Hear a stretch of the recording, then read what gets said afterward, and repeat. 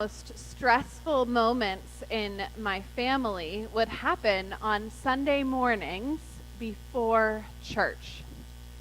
My dad has been a pastor my whole life, and so most of those Sunday morning stressful moments did not include him. How lucky was he?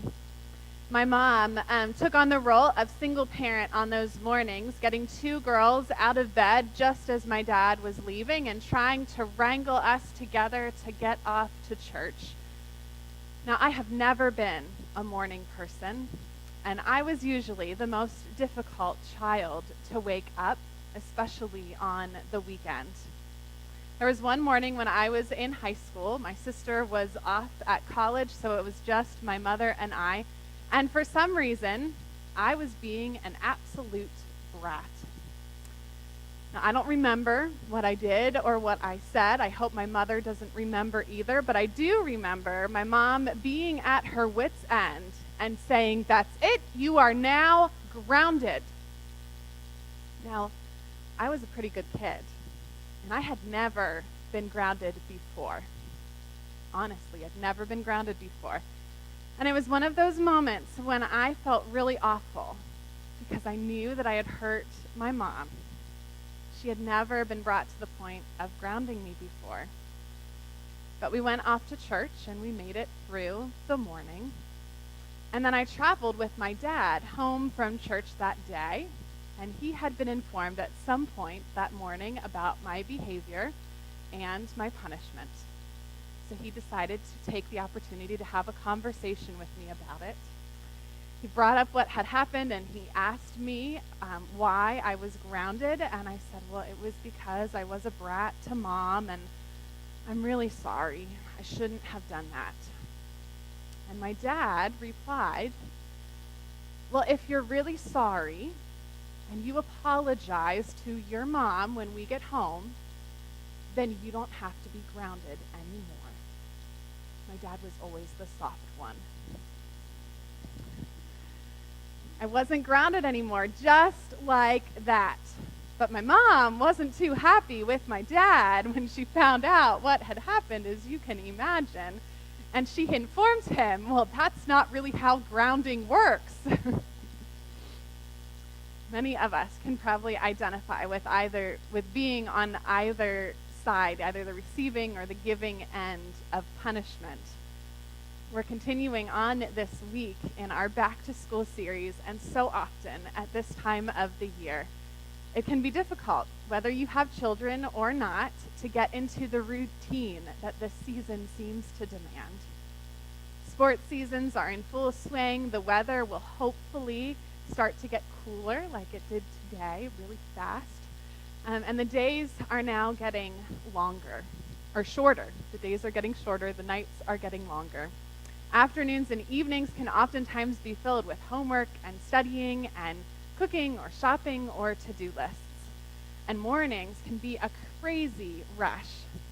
And with all of that can come the temptation of little ones, and sometimes not so little ones too, to act out, to lose their temper, and to fall into a cycle of bitterness and grumpiness.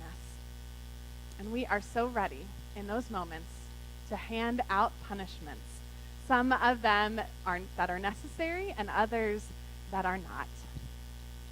Our scripture reading today may seem strange to read as part of a back-to-school sermon series, but I promise that there is a great connection that I will try to make if you just stay with me for a little bit.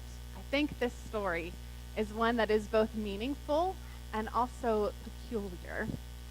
We find Jesus in the beginning of our story teaching in the temple among a group of people. And the Pharisees and the scribes, the big religious authorities, bring to Jesus a woman who has been caught in adultery. And they remind Jesus that according to the law of Moses, their ancestral law, this woman should be stoned to death for committing adultery. Now, this is very interesting because they're trying to bring this woman up on charges with no witnesses whatsoever that usually are present in these moments. And if they're trying to defend their law, the law institutes the death penalty for both partners, not just the woman. And so there are inconsistencies that show that they really don't care about this woman or her situation. What they really care about is how Jesus will react.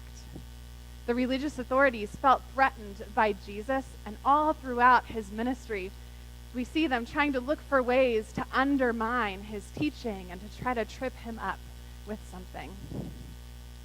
But then Jesus does the most peculiar thing. He bends down and he writes with his finger on the ground.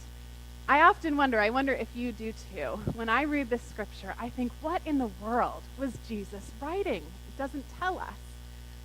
Many different interpreters have tried to make guesses as to what Jesus might be writing on the ground, but I really don't think that part matters much.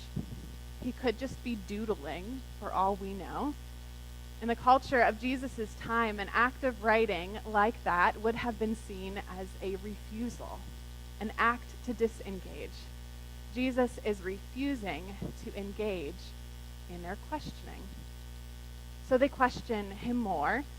And Jesus finally straightens up and he addresses them directly with the words that no doubt many of us have heard before, even if we haven't read the scripture. Let anyone who is among you, who is without sin, be the first to cast a stone at her. And then he goes right back down to doodling in the dirt. I think Jesus isn't concerned with their legal question. He goes beyond all of that and he gets to the heart of what this is really about from his point of view. Everyone present in that place, except for Jesus, had a history of sin and mess-ups and mistakes. And so he's calling these religious authorities to take accountability for their own actions, because they also deserve the punishment of the law for the sins that they have committed, but no one is trying to throw stones at them. And so I wonder if you would put yourself in this story. Which side do you stand on? Are you the one being used as a pawn and humiliated in front of everyone?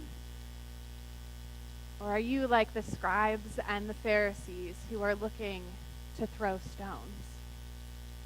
I had a science teacher in middle school who, anytime someone was about to tattle on someone else, as kids are so good at doing, she would say, "Let the one who is without sin cast the first stone, and I do not think you qualify." I'm not sure how much I understood that as a middle schooler, but at any age, we can be so good at casting stones. Of course, we may not be able to identify with condemning someone to death, but so often I think that we can distance ourselves from others, or we can negate another's entire life. We see it everywhere today, especially in our political climate where name-calling and throwing stones can abound as if we're trying to defend ourselves, as if our reputation is at stake. But when we start to pick up those stones, ready to throw them, we stop community and we limit the potential of others. I think at this time of the year, there are so many things on our minds. And so often, those things can represent stones. You know, perhaps this year, your kids didn't get the teacher that you wanted them to have, or the teacher doesn't live up to your expectations that you have. And so one of these stones could be frustration towards a teacher who needs to be more kind or more loving in your opinion, or more understanding toward our children. So we take that stone of frustration and we pack that in our backpack. Our kids also deal with all kinds of crazy things at school. So one of these stones could represent all of the ways that we just want to lash out at those kids who are mean to our kids. Those kids that may call them names or exclude them. So we pack this stone of hurt in our backpack. And of course, words can hurt us just as much as adults as they did when we were children. And so we also hold a stone, or maybe many stones, of grudges against those who have hurt us in the past. And those stones are really hard to let go. So they go in our backpack as well. And then there's another stone, of course, that represents maybe anger and hurt that we're holding against a person who talked behind our back or who broke our trust. And so we put that anger in our backpack as well. And I think that this last stone represents all the stones that we so often want to throw at ourselves, because we know that we too don't live up to our own expectations, and we sometimes feel as if we have failed in so many areas of our own lives. And so we pack that stone as well, that stone of being so mad and upset at ourselves, in our backpack. And whether we're students or not, it's so easy to carry these stones in our backpack. And you know, at first, when we put this backpack on, it doesn't seem so heavy. We might be able to manage it for a little while. But then after a couple hours, it gets a little more heavier. And as we walk to school or to work in the morning or go about our day, they start to weigh us down even more. And sometimes this weight can be way too much for any of us to bear. We can end up hurting ourselves because of all the weight that we carry in our backpacks. After a while, we get fatigued and burned out and tired of carrying it. So what if we took out these stones and exchanged them for something different?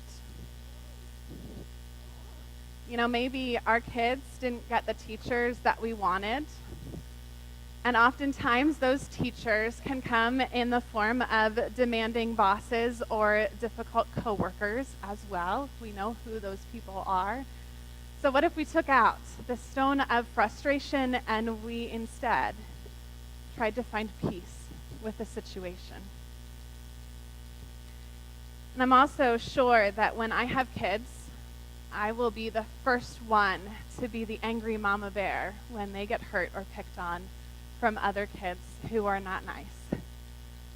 But what if we laid down our stones of hurt that cause us to just want to lash out at all those mean kids, and instead we comforted our kids when they were hurt, and we remind them of Jesus' love.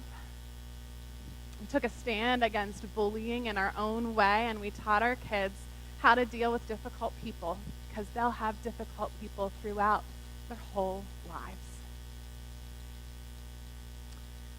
And you know, this is one of my favorite stones, the stone of grudges.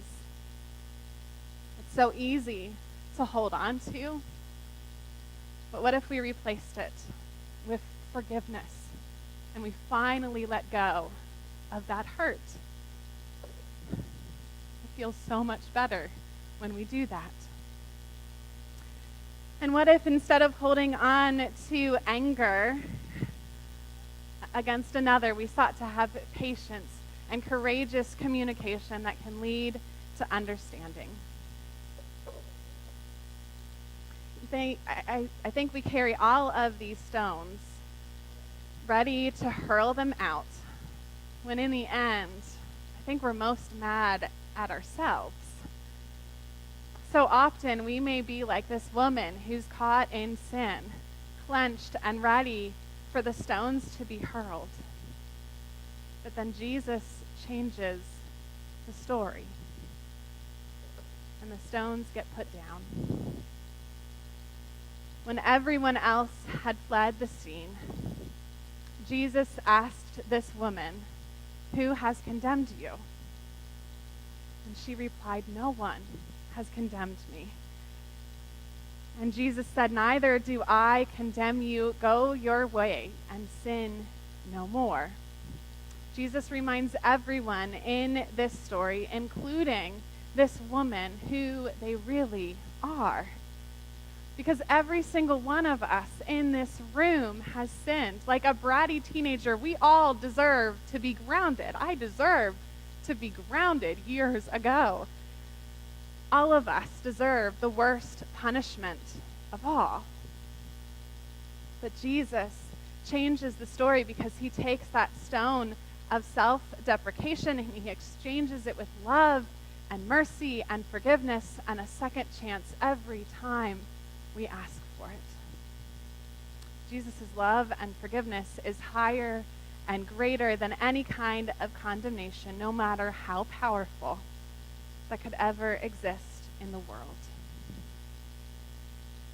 No matter what you may have said or what you may have failed to say, no matter what you may have done or what you may have failed to do, and no matter who you may have loved or who you may have failed to love, Jesus longs to remind you that you are beloved and you are forgiven. So this year, I hope that through prayer and worship, through time with the scripture or time in this community, that you can pack your backpack with all of those things that lead to life, especially God's love that enables us to drop our stones and to love others. I promise you that weight is so worth it.